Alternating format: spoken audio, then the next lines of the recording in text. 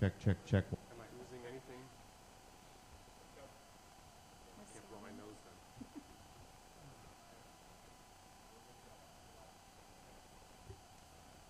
Good afternoon. Welcome to the NASA Dawn Press Conference at the Geological Society of America annual meeting in Minneapolis, Minnesota. My name is David Williams. I am a participating scientist on the NASA Dawn mission and the outgoing chair of the Planetary Geology Division of GSA. And I will be moderating the questions, and I will now introduce the panelists. First, Dr. Carol Raymond, the Deputy Principal Investigator for the NASA Dawn mission at NASA's Jet Propulsion Laboratory, Pasadena, California.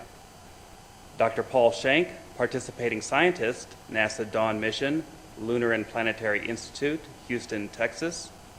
Dr. Federico Tosi, VIR team member, NASA Dawn mission from the Istituto Nazionale di Astrofisica, Rome, Italy. And finally, Dr. Debra Buczkowski, Participating Scientist, NASA Dawn mission, Applied Physics Laboratory, Johns Hopkins University, Laurel, Maryland. And now we will begin with Dr. Raymond.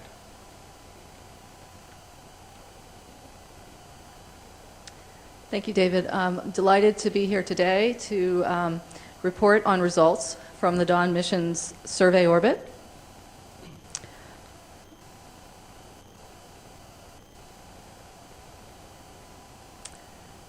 So Dawn began its approach to Vesta in May and arrived at Vesta on around July 15th of this year. We then spent time spiraling into our first mapping orbit for science, which is called the survey orbit. We turned our instruments to Vesta and mapped for 21 days, getting complete coverage of the surface with our framing camera at about 250 meters resolution, and with our mapping spectrometer at around 700 meters nominal resolution. Those data are the data that we will be reporting on today. And then at the moment, we have spiraled down to our next orbit, which is our high altitude mapping orbit. And that's at 680 meters altitude. And here we are covering the surface, the entire surface of Vesta 6 times with our framing camera at about 65 meters resolution. And this will be the main mapping orbit for the framing camera. And from those data, we will also be producing a topographic map. We will further spiral in towards Vesta and achieve our low altitude mapping orbit in early December. And there we will obtain our gamma ray and neutron spectroscopic data, as well as map the gravity field to high resolution. We will be presenting results from those 2 campaigns at the HAMO results at the American Geophysical Union meeting in December, and the low altitude mapping results and overall science results at the Lunar Planetary Science Conference in March. So I'll make a few remarks here before I turn it over to my colleagues about some of the surprising things we found at Vesta. Vesta is really a small world that's quite unique and has exceeded our expectations. In this image that we obtained on approach, where we see most of the surface of Vesta illuminating at the lower left, the south pole of Vesta, is evident that there's a global dichotomy on Vesta, meaning a fundamental difference between the northern and the southern hemispheres. And in the northern hemisphere, we see an apparently old, heavily cratered surface in contrast to the southern hemisphere, which is showing up quite bright here, where the texture is more smooth and there are lots of sets of grooves. We also have a massive mountain at the South Pole, which you can see in profile here. And one of the more surprising aspects of the Vesta surface were a set of deep equatorial troughs, which you can see coming through this image on the left side. These features will be the topics of the remarks you'll be hearing in a little while. We also found that Vesta has a tremendous diversity of color on the surface. And we did expect to see some variation in the reflected light from Vesta because that had been seen before with telescopes. And we also knew something about the composition of Vesta from meteorites. But the diversity that we saw with Dawn is exceeding what we would have expected. And in particular, the dichotomy in the morphology of the surface is also apparent in the color of the surface. And in the southern hemisphere, we're seeing colors which are consistent with the basaltic lithology we would expect from the meteorites. And in the northern hemisphere, we see a more spectrally neutral surface punctuated by very distinct color variations, which appear to be associated with impacts. So we're deep into analyzing all of these wonderful data, trying to make some sense out of them, and integrating them with the higher resolution observations that we're now collecting. So without further ado, I'd like to turn it over to my colleague Paul Schenk, who's going to talk about the South Polar Impact Feature. Thank you, Carol. Indeed, Vesta is full of surprises, and no more so than in the southern polar region.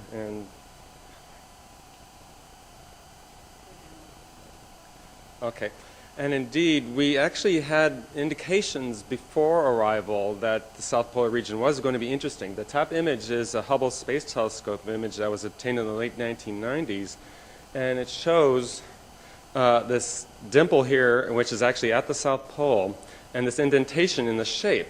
And the conclusion that they drew was that it was a large impact structure, but at this resolution, it's really hard to tell what was going on. At the bottom is the image that was released with the announcement of this press conference that shows a perspective view looking over the center of this basin towards its rim over here. This is the center structure here. This is actually from a shaded relief map based on topography, and we have now 200 meter scale topography over the entire, almost the entire surface of Vesta, which is a wonderful tool to analyze the structure of this region. This shows the entirety of that map from which that perspective view is based, and it shows the entire southern hemisphere, and I'll outline this and discuss it in a little bit of detail. Okay, there's the cursor. This is the basic outline of this feature that we're going to talk about today. I'm outlining it here. It's roughly circular. It's a deep depression, has a sharp inward-facing scarp here and over here. Other areas it's less distinct. What dominates it is this large central mound and these interesting patterns on the floor, and I'm going to show you some slides of those right now. This is a montage of that same map, but augmented with high-resolution images at 250 meters. This is from the survey orbit. These are not from the high-altitude orbit. We're still acquiring those data. But it shows some of these features. These are those equatorial troughs that Debra's going to talk about a little bit later. They're located here. This is an unusually smooth area. It's one of the smoothest areas on Vesta. It's part of the ejecta deposit of this feature. This is that scarp I mentioned, and there's actually some landslide deposits at the base of this scarp right here. I'm outlining them there with the cursor. And that's this area here on the rim. This is an area I'm going to talk about in the last slide, so I'm going to leave that teaser there for a moment. The central structure looks like this. Craggy, has scarps, there's landslides, there's possible debris flows on it. It has a different structure. And this is part of the floor of this basin. And you can see the arcuate structures. These are fault scarps and ridges that scour the entire surface of this basin. The entire structure is about 475 kilometers across, and this shows a topographic profile across it. It's basically a cross-section. Again, this is the same map and shows the location of the profile. It's this line going across here. This indicates where the rim is. It's on this side it's here, and this side it's here. So this encompasses the basin. You can see it's a very deep structure, about 20 to 25 kilometers deep. one of the deepest impact craters we've seen in the solar system. Pardon me. The central complex is also a very unusual feature, 28 to 25 kilometers high as well. Our current estimate is about 22 kilometers, but it varies from which side you look at it. And it's also about 180 kilometers across. It's an enormous mountain. It's one of the biggest mountains we've seen in the solar system, comparable in some ways to Olympus Mons on Mars. Although I think Olympus Mons is broader significantly. But you can see this enormous steep scarp here along this rim, less so on this side. The structure is not entirely symmetric. There are some variations across it. It is not alone. There's a second basin, and we were kind of surprised by this. We didn't expect this. But this is a colorized version of that map, and I've just drawn a simple circle around it so you can catch it with your eye. This shows the approximate location of the Rhea Silvia Basin, and Rhea Silvia is its name. It's been given one. Rhea Silvia, I believe, is the mother of Romulus and Remus, consistent with the Roman and Vestal theme that is part of the names. You see here the dome of the central part of the structure. I've just drawn a simple outline. This is not the actual rim scarp. The rim scarp is a little bit more detailed, but the circle just simply outlines for you approximately where the rim of this basin is. It's somewhat easier to see. But when we got this map, we're quite surprised to see another depression off to the side here, and it's outlined by this a black arc, and its current name is Older Basin because we haven't given it a name yet. But it's a depression here. You can see that correlates where in an area where the Rhea Silvia Basin has a missing rim. And it appears to be older. So the Rhea Silvia is superposed on it. And we actually see several other large basins to the north that are very old as well. There's one that's 275 kilometers across. There's one that's 150 kilometers across. I'm sorry. This older basin to the south has about 375 kilometers across, and the big one, Rhea Silvia, is about 475 kilometers across. The reason these basins are interesting is because we believe Vesta is the source for a large number of meteorites, and these meteorites, called the HED meteorites, have a spread of ages, and having multiple large impacts gives us potential sources for those meteorites. And with that, I'm going to give it over to Federico.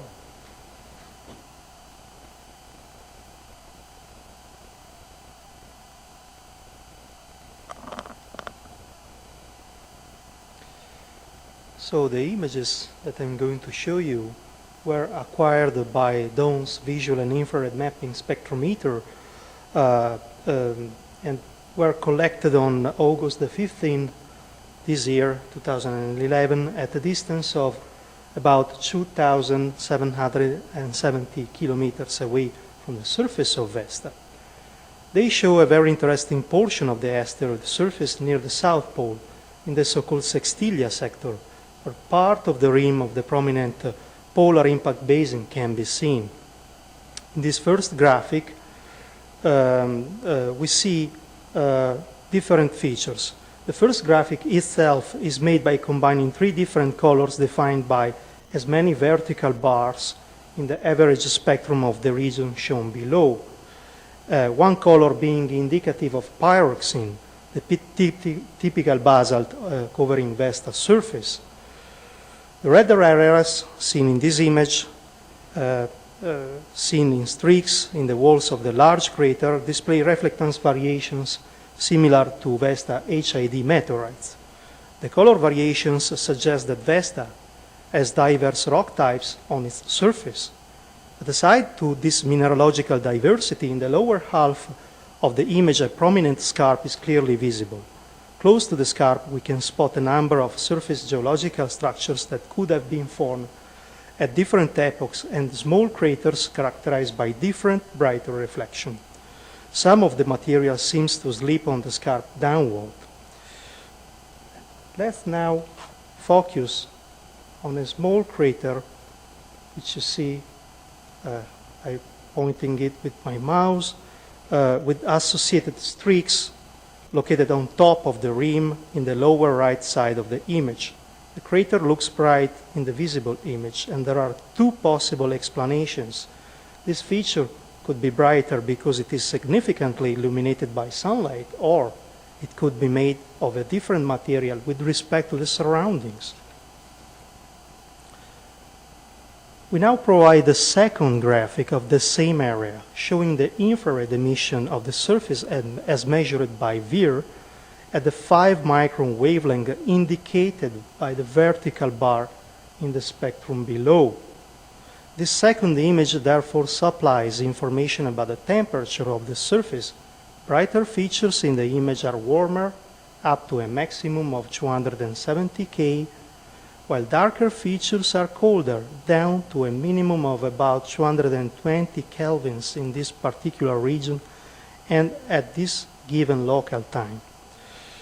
You can clearly see that the walls of the scarp are darker and therefore colder since they are less illuminated than the surroundings. On the other hand, the small crater on the lower right edge of the scarp here appears darker as well. So we have to discard the hypothesis that the crater shows brighter reflection in the visible wavelengths because it is more strongly illuminated than the rest of the surface.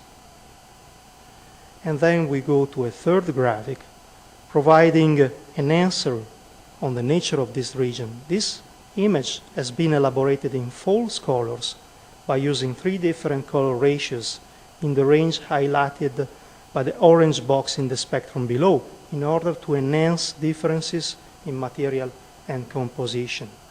In this way, it is possible to identify 3 different classes of material, green, red, and blue respectively, that may correspond to different compositions, different ages, or also different structural properties, that is, grain sizes of the regolith that covers the surface of the asteroid. Focusing again on the small crater here in the lower right side of the slope, a green-yellow spot is clearly visible on the red background, with streaks running downslope similar to streaks in other portions of the basin wall. Green, in this image, indicates material that has a deeper band of pyroxene. The reason for which this area is different from the others may be related to its composition and structure of the layers excavated by the impact, as well as to its younger age, because its material has been exposed on the surface for a shorter period of time. Hence, this third image allows us to evaluate various hypotheses about the nature of the material on the surface. The surface of Vesta has many areas with characteristics similar to those seen in these images referring to the South Polar region, and the DON's science team is analyzing data acquired during the survey orbit phase for an overall view of this small terrestrial planet. The VIR instrument, with its versatility and ability to combine images with spectral information and temperature, allows one to evaluate the nature of Vesta's surface and reveal the evolutionary processes that took place. DON's VIR, the visible and infrared mapping spectrometer, was provided by ASI, the Italian Space Agency, and is managed by INAF, Italy's National Institute for Astrophysics, in collaboration with the Selex Galileo, where it was built. And I now leave the floor to Debra Buczkowski, participating scientist of the NASA DON mission.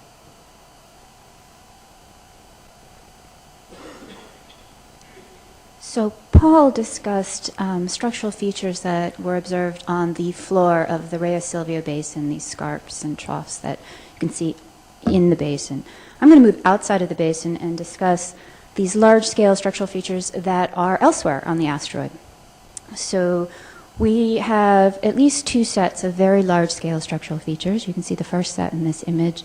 They are very long. They can be expressed very clearly and obviously, as in this image, for about 240 degrees of longitude. This is almost across 2/3 of the asteroid, where you see these wide, flat floor troughs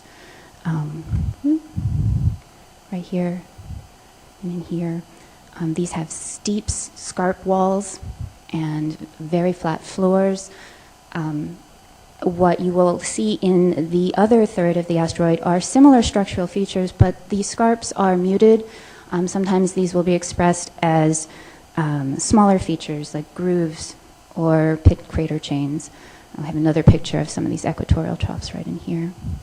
These can be as much as 380 kilometers long and 15 kilometers wide. We also have large-scale features to the north of these equatorial troughs. This is probably the longest and most prominent of these northern troughs. This one extends for 390 kilometers, but it is 38 kilometers wide. It is larger than the equatorial troughs. However, it has an older and more degraded appearance. It has a muted topography. The walls are not as steep. You can see kind of slumped edges instead of nice sharp edges. It's heavily cratered. There's signs of infilling inside. It generally appears older. And there are some smaller scale features that seem to be oriented in a similar direction. So we have these two sets of large-scale features, and by doing a structural analysis, we can actually tie their formation back to these two basins at the South Pole.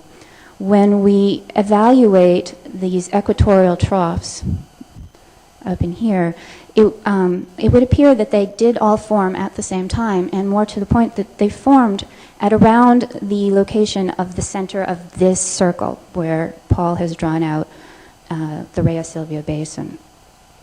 What is interesting is that this underlying basin has a center point that correlates to the potential formation point of the larger, older northern troughs. So outside of these basins, we seem to have another supporting evidence that these two basins occurred in the order that you would be indicated by this drawing here. And in fact, that these older troughs would have occurred at the same time and at the same location as what appears to be the older and underlying basin. And with that, I will give it back to Dave Williams. Thank you, Debra.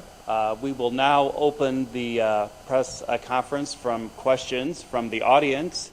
If you have pre-registered and are following this press conference online via Ustream, please feel free to submit your questions via the web, and we will take those as well. In the meantime, we will start off with questions from the audience. Are there any questions from press members or the members of the audience at this time? Please state your name and affiliation when you ask your question. Devin Powell from Science News. Do you have any sense of how old these basins are and what formed them? Yes. Well, we have a tentative indication of that they are of different ages. That's the key thing. We know that they're different ages.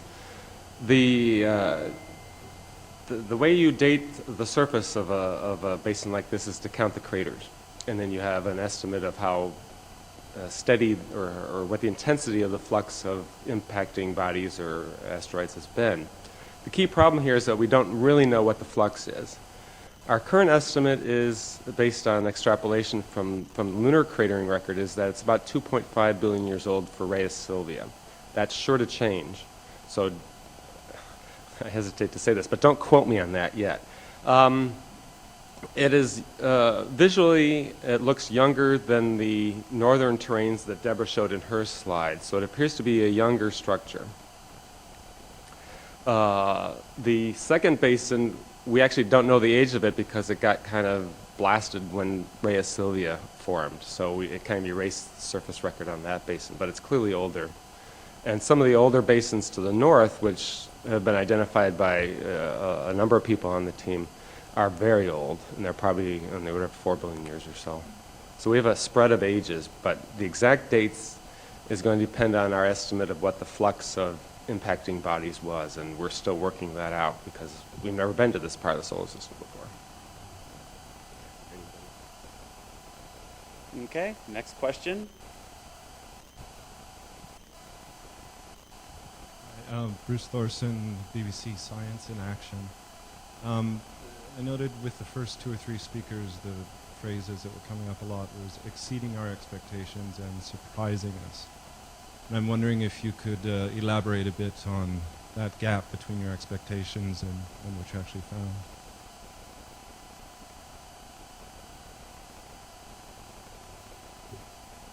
Well, first of all, I'll say that perhaps one of the most surprising things was that we did already know quite a bit about Vesta. So we had an idea that there were variations in composition on the surface because of the variations in albedo and some color information that was available from telescopic data, mainly from Hubble data.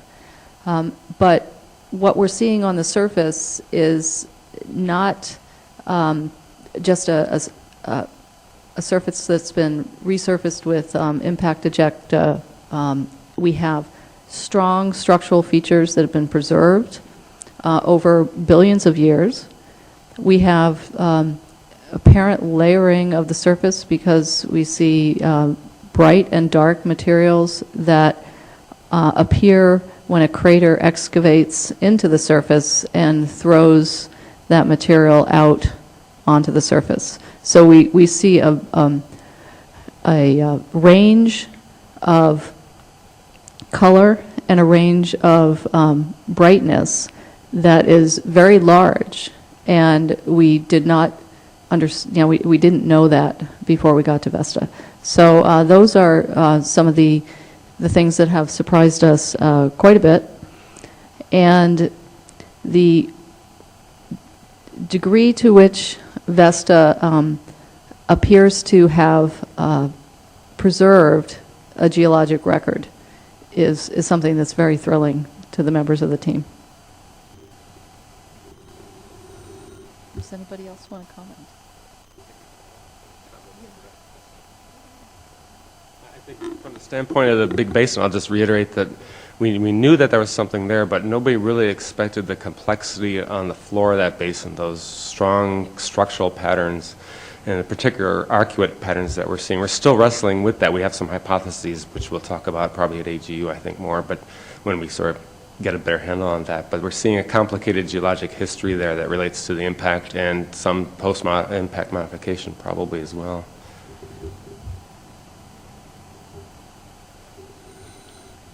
Another point that was really interesting was the striking dichotomy in composition between the equatorial regions and the southern polar region. We see an increasing band depth in pyroxene, which is Vesta's typical basalt, and sometimes the correlation with single geologic features is really striking. And so we see fresh material excavated by impacts and things that in general couldn't be seen before from telescopic observations. So everything we are analyzing is really exciting. And if we look back at studies of other asteroids we've visited, they have all shown signs of structural features, linear, long structural features, troughs, grooves. But the sheer size of the ones that we're seeing on Vesta are more planetary in scale than you would expect from a smaller asteroid, so that's very exciting for a structural geologist like me. Reminder that this is being broadcast via Ustream, and we are accepting questions through Ustream. Are there further questions first from the audience here?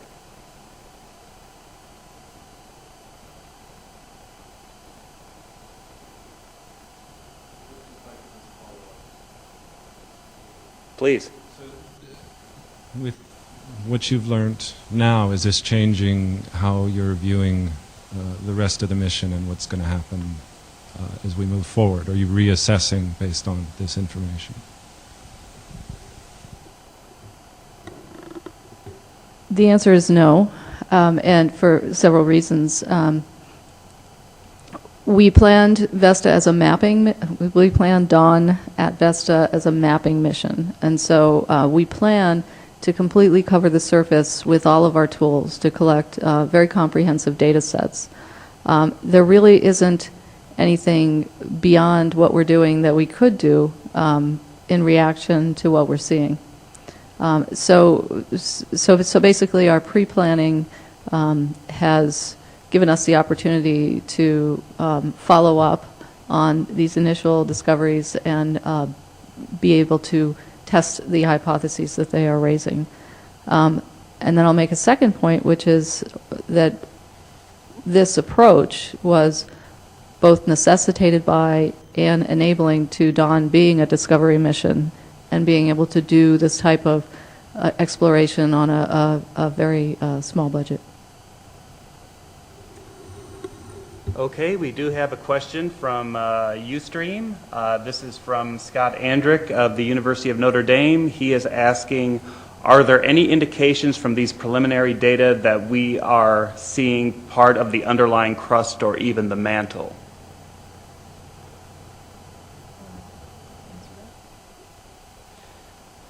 There are no clear indications of olivine, which is a mineral that should be seen if we directly see the mantle. For sure, most of the surface of Vesta is covered by a thick layer of fine dust or fine regolith. And what we see is actually a dichotomy between the equatorial region and the south polar region in composition, but no clear indication that we are directly seeing the mantle so far.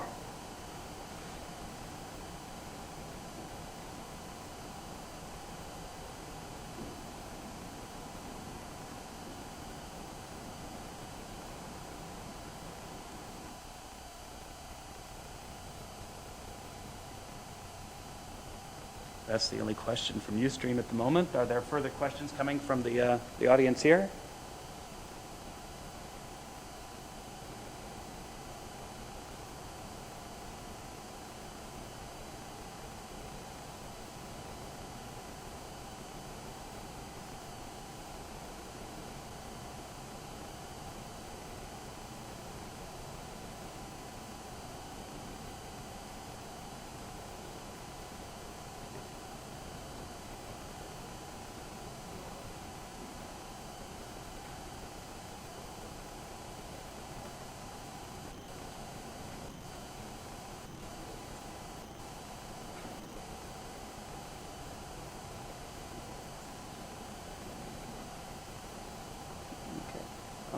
We have one more question from Ustream.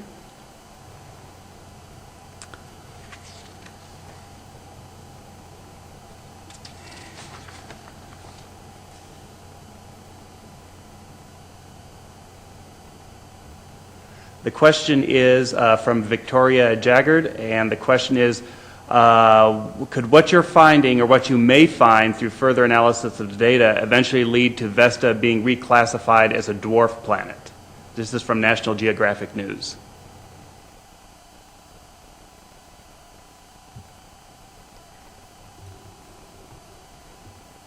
The definition of a dwarf planet has been established by the International Astronomical Union, and it includes the shape of the body being consistent with with self-gravity, and also the clearing of the planetary neighborhood.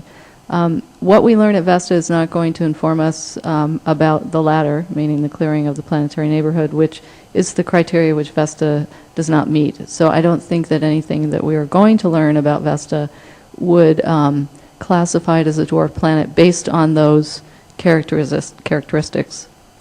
However, we are finding and expect to further document that Vesta has undergone what we consider planetary processes. So whether or not it's officially a dwarf planet or not, we are most interested in understanding its geologic evolution and its relationship to the rest of the terrestrial planets.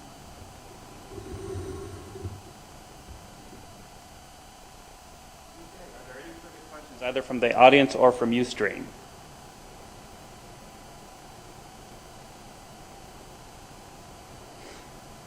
Okay, well, I'd like to thank you all for attending this press briefing. If you would like to learn more about NASA's Dawn mission to Vesta, you can look it up at the NASA website, which is dawn.jpl.nasa.gov.